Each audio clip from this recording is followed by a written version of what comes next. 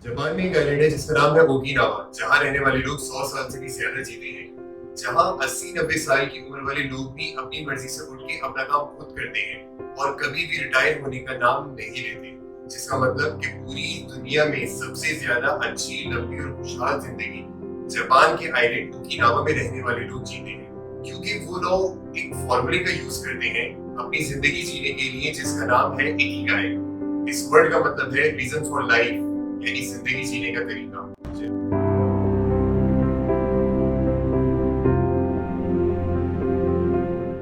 Japanese लोगों का मानना है कि एक इंसान किसी न किसी रीजन से ही इस दुनिया में आता है और वो रीजन ही आपका इकिगाई होता है। अगर आप आपके इकिगाई मतलब अपने मकसद के अलावा कोई भी काम करते हैं तो आपको वो मजा नहीं आएगा, आप हमेशा स्ट्रेस में रहेंगे और आपका दिमाग हर वक्त उस मकसद की तलाश में लगा रहेगा।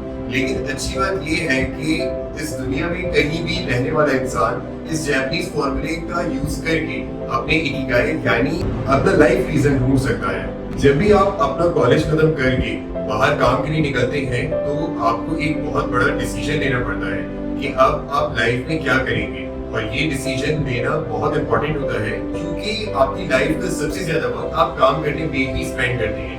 इसके लिए कोई आपसे कहेगा जिस काम से सबसे ज्यादा खुशी मिले वो करो, कोई कहेगा कि जिस काम में अच्छे हो वो करो, कोई कहेगा जिसमें सबसे ज्यादा पैसे मिल सकते हैं वो काम करो, और कोई तो कहेगा कि वो काम करो जिसकी दुनिया को सबसे ज्यादा जरूरत है। अब इसमें प्रॉब्लम ये है कि हर कोई हमें इस 4 ऑप्शन में से किसी एक को ही यूज करने के लिए कहता है, which is absolutely a wrong advice। Ikigai इन चारों पार्ट्स का कॉम्बिनेशन है।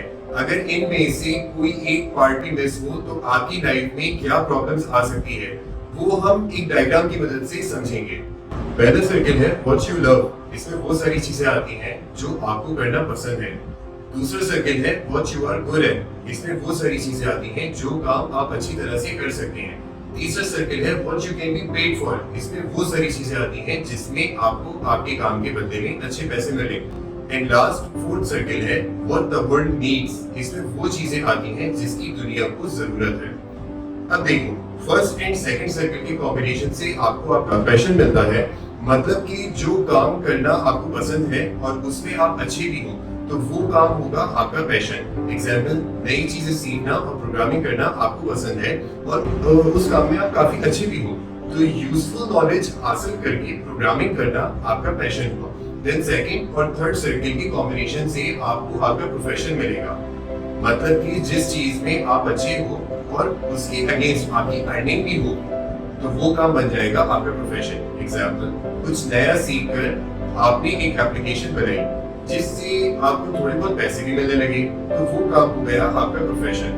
थर्ड और फोर्थ सर्किल के कॉम्बिनेशन से आपको मिलेगा आपका वोकेशन, मतलब कि आपको जिस चीज के बदले में पैसे मिले उसी चीज की वर्ल्ड को नीड है तो वो काम होगा आपका वोकेशन। मतलब आपने एक एप्लीकेशन बनाई जो कि वर्ल्ड नीड के लिए सूटेबल भी है तो ऐसा काम हुआ आपका वोकेशन। और लास्ट में आपको आपका मिशन मिलेगा, मतलब कि जिस चीज की वर्ल्ड में रिक्वायरमेंट है और वही करना आपको पसंद भी हो तो वो काम करने का रीजन ही आपका मिशन बन जाएगा। एग्जाम्पल, जिस एप्लीकेशन की दुनिया को जरूरत है उस पे काम करना ही आपको बहुत पसंद है तो आपकी पसंद का काम और दुनिया की जरूरत बन गया आपका मिशन। प्रॉब्लम तब आती है जब लोग आपको सिर्फ आपका पैशन फाइंड करने के लिए कहते हैं, लेकिन सिर्फ पैशन फाइंड करना काफी नहीं होता क्योंकि वो इकिगाई का सिर्फ एक हिस्सा है, पूरा इकिगाई नहीं। आपको ऐसा काम ढूंढना चाहिए जो बाकी तीनों कंपोनेंट्स को भी फाइंड करे। एक एग्जांपल देके बताऊं तो समझो आपको एक ब्लॉग लिखना बहुत पसंद है, आपने बहुत मेहनत करके अपने ब्लॉगिंग स्किल्स को इम्प्रूव करा और अब आप उसमें अच्छे भी बन गए हो और दुनिया में आपके ब्लॉग्स पढ़ के कुछ नया सीखने को भी मिलता है। मतलब दुनिया को आपके काम की नीड है और वो आपको आपके काम के बदले में पैसे भी देते हैं। मतलब कि ब्लॉगिंग इन चारों कंपोनेंट्स को सेटिस्फाई करता है तो मतलब कि ब्लॉगिंग आपका इकिगाई है।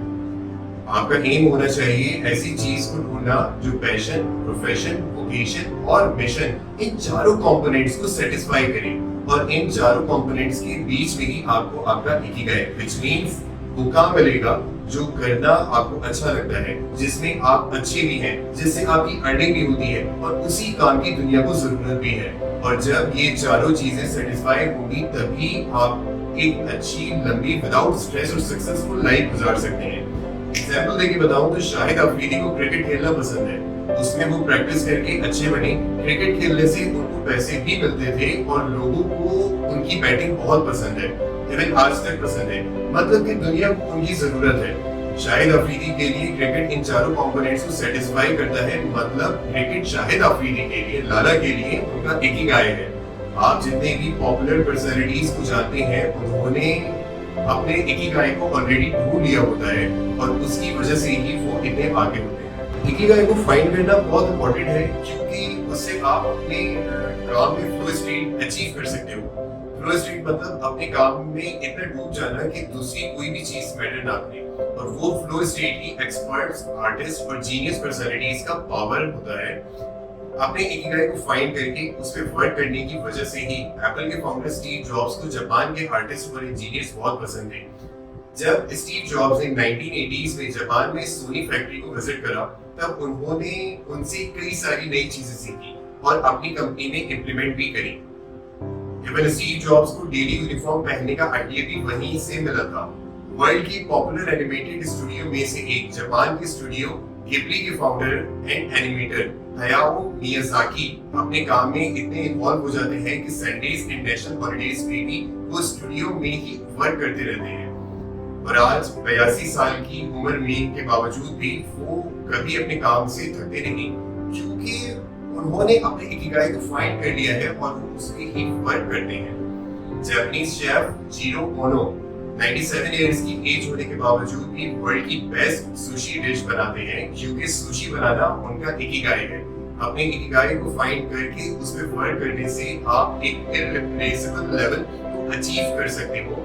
इवन टेक्नोलॉजी भी आपको रिप्लेस नहीं कर सकती। जिसका बेस्ट एग्जांपल है मार्क फोर्ड, जो रोल्स रॉयस के कोच लाइन पेंटर हैं, जो वर्ल्ड की एक्सपेंसिव कार्स में से एक यानी कि रोल्स रॉयस पे अपने हाथों से लाइंस ड्रॉ करते हैं, जो बहुत ही रेयर स्किल है। उनको आज तक कोई रिप्लेस नहीं कर पाया। आपको अचानक से अपना इकिगाई नहीं मिलेगा। आपका इंट्यूशन मतलब आपके अंदर की आवाज और क्यूरियोसिटी ही आपको आपका इकिगाई फाइंड करने में हेल्प करेगी। उसके लिए आपको अलग अलग चीजें ट्राई करनी पड़ेगी, उससे क्वेश्चंस पूछ के आपको अपने आप को जानना पड़ेगा। और जब भी आपको आपका इकिगाई मिलेगा तब आपको ऑटोमेटिकली पता चल जाएगा कि हाँ, बस इसी चीज की मुझे तलाश थी। ये सभी बातें मैंने हेक्टर गार्सिया एंड फ्रांसिस पेराल्स की बुक इकिगाई से सीखी है। इस बुक में ओकिनावा के लोगों के बारे में और भी कई अमेजिंग बातें लिखी हैं जो आप लोगों को अच्छी लगेंगी। अगर आप ये बुक पढ़ना चाहते हैं तो उसका लिंक मैं आपको डिस्क्रिप्शन में जरूर दे देता हूँ। और अगर आपके पास ऐसी काफी सारी ऑसम बुक्स रीड करने का टाइम ना हो तो ऐसी ही मेरी वीडियोस को देखते रहिए और इन्फॉर्मेशन हासिल करते रहिए। अपने फ्रेंड्स के साथ मेरी वीडियो को शेयर करते रहिए। लाइक जरूर करिएगा, कमेंट में जरूर बताइएगा कि आपको मेरी वीडियो की इन्फॉर्मेशन कैसी लगी। चैनल को सब्सक्राइब करते हुए मिलते हैं अगली वीडियो में। तब तक अपना बहुत सारा ख्याल रखिएगा। अस्सलाम वालेकुम।